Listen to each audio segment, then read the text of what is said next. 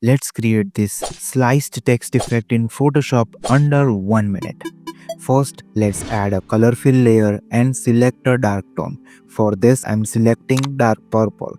Now add the text, adjust its size and position it in center.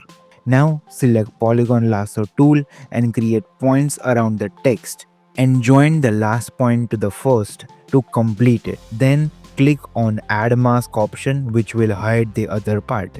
After that, duplicate it with controller command plus J, and with duplicate layers mask active, press controller command plus I to invert the mask. Now move the duplicate layer slightly to side and down.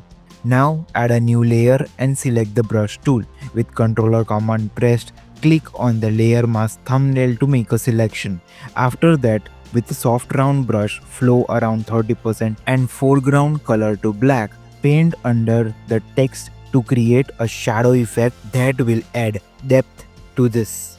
So here it is, the slice text effect. We can use it in posters like this and it looks very creative. If you are watching till here, like the video, subscribe to the channel and comment which effect should we create next. Also follow me on my socials, links are in description. Until next time, keep watching Haynes Graphics.